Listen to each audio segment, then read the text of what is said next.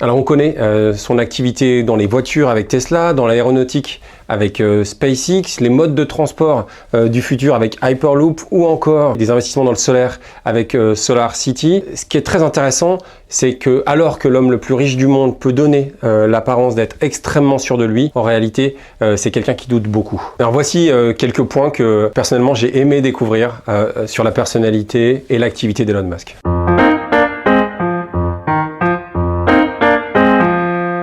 Alors ce qui est assez surprenant lorsque on regarde l'itinéraire et les ambitions d'Elon Musk, c'est qu'on se rend compte qu'il se sent habité d'une mission.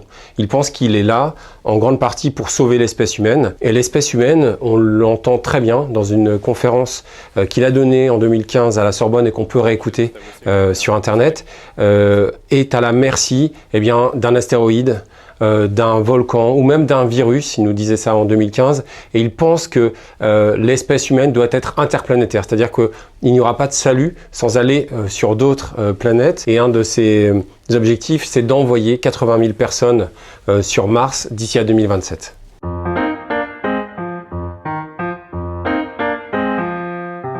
Alors parmi les nombreux paradoxes d'Elon Musk figure son rapport très compliqué avec l'intelligence artificielle, c'est-à-dire qu'il est à la fois à l'origine, il a co-créé OpenAI avec Sam Altman. C'est un laboratoire qui est situé dans San Francisco et qui a mis au point des logiciels très intéressants comme GPT-3, c'est un générateur de texte, de poésie, un logiciel qui va pouvoir répliquer les styles d'Edgar Allan Poe, Virginia Woolf, qui peut générer des images également avec le logiciel DALL-E. Donc une entreprise extrêmement prometteuse en intelligence artificielle. Et puis en même temps, il considère l'intelligence artificielle comme une menace dont il faut protéger l'homme. Et un de ses outils pour y parvenir, c'est la mise au point, la co-création là aussi de Neuralink. C'est une entreprise elle aussi basée à San Francisco et qui a pour but affiché ni plus ni moins que nous insérer une puce dans le cerveau. Ça fait extrêmement peur. Au départ, il expliquait que c'était à des fins thérapeutiques, mais bien vite, il explique que c'est également pour augmenter notre puissance de calcul, notre mémoire.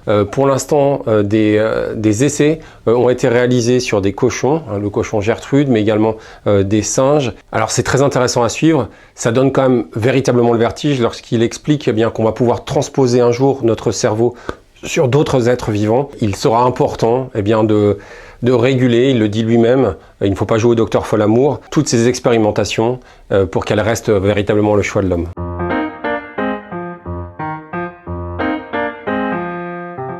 Alors ce qui est très intéressant lorsqu'on observe Elon Musk, c'est qu'on a l'impression qu'il n'a pas de surmoi. C'est-à-dire qu'il va pouvoir partager d'ailleurs très souvent sur Twitter, dont il est le nouveau propriétaire, des découvertes scientifiques, sa passion pour la physique par exemple, et puis totalement se lâcher sur une actualité, brocarder des personnalités très puissantes, comme très récemment Bill Gates, dont il s'est moqué de l'apparence physique. Et on peut se demander si une partie de cette agressivité, elle ne vient pas d'un passé qu'il explique lui-même comme relativement dur. Ça, on s'en rend compte en lisant la biographie extrêmement fouillée de Ashley Vance, qui a rencontré plusieurs fois Elon Musk. Et Elon Musk lui confesse que lorsqu'il était au collège de Princeton, un des 3 collèges qu'il a fréquentés lorsqu'il était adolescent, il a été renvoyé de plusieurs collèges, il a été bousculé à plusieurs reprises par d'autres enfants de son âge. Il explique que ce harcèlement a duré plusieurs années, que ce passé assez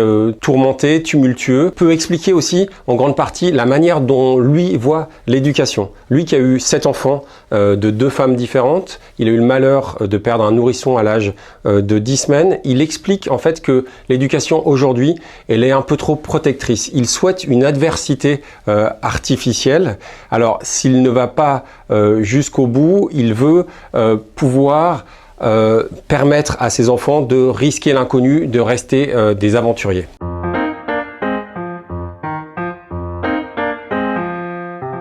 Un autre fait marquant en fait de la personnalité d'Elon Musk, c'est qu'il souhaite, tout en étant l'homme de loin le plus riche du monde, vivre comme quelqu'un qui soit totalement libéré des obligations de la propriété. Il a expliqué vouloir vendre toutes ses propriétés. Il l'a fait pour 6 d'entre elles à Los Angeles et habiter à terme dans un mobile home. Alors c'est vrai qu'il voyage, lorsqu'il voyage, il va souvent chez des amis. Il est prêt à faire du camping chez son ami Larry Page, le co-créateur de Google. Il faut être honnête, il n'occupe pas le mobile home qu'il a acquis pour $50 000. Il l'a loué à SpaceX et il continue d'occuper une très grande propriété à San Francisco.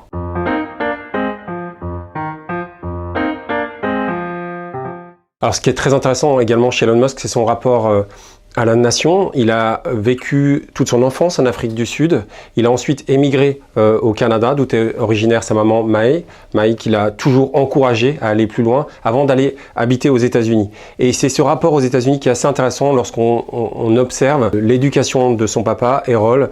Elon Musk a toujours reproché à son père, Errol Musk, d'avoir été un peu trop dur lorsqu'il expliquait à son père « Papa, je veux aller habiter aux États-Unis ». Eh bien, Errol congédiait le personnel qui travaillait pour la famille, puisqu'il vivait de manière plutôt confortable, et il expliquait à Elon, bah vas-y, hein, puisque tu veux jouer l'américain, fais tout le travail dans la maison, on va voir si tu en es capable. Il a un rapport intéressant avec la France également, puisque il considère qu'on a de très bons ingénieurs, qu'on ne doit pas avoir peur de l'échec, mais il considère, lui qui se définit aujourd'hui davantage à droite de l'échiquier politique, qui a été conseiller d'Elon Musk, et plutôt à gauche au début de sa carrière, il considère que les Français devraient travailler beaucoup plus. Un conseil qu'il a donné à Emmanuel Macron lorsqu'il l'a rencontré alors que ce dernier était ministre de l'économie.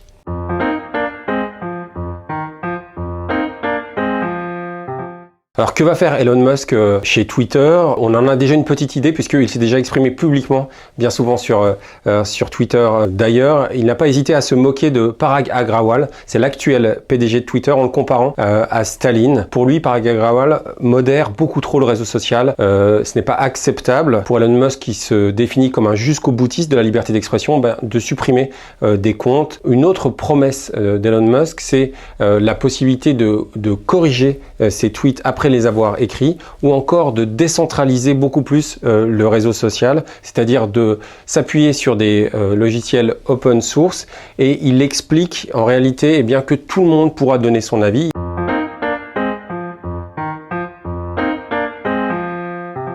Alors une des choses qui m'a amusé lorsque je me suis intéressé à l'histoire d'Elon Musk, c'est que j'ai réalisé que ce n'était pas du tout lui le créateur de Tesla. En réalité, l'idée avait déjà germé dans le cerveau de Mark Tarpenning et Martin Eberhard, deux ingénieurs, inventeurs californiens. Et lorsqu'on écoute Martin McNevis, qui est le propriétaire du café Bucks of Woodside, il vous montre la table où ont eu lieu les premières négociations, les premiers contrats. Elon Musk est arrivé assez vite, mais il n'a pas été lui-même à l'origine de ce projet de voiture électrique qui l'a rendu si célèbre et qui lui a donné une grande partie de sa fortune actuelle. Alors pour en savoir plus sur ce personnage pétri de contradictions, qui n'en est pas à un paradoxe près, mais à qui on ne peut pas reprocher son manque de passion, nous vous donnons rendez-vous dans Le Point.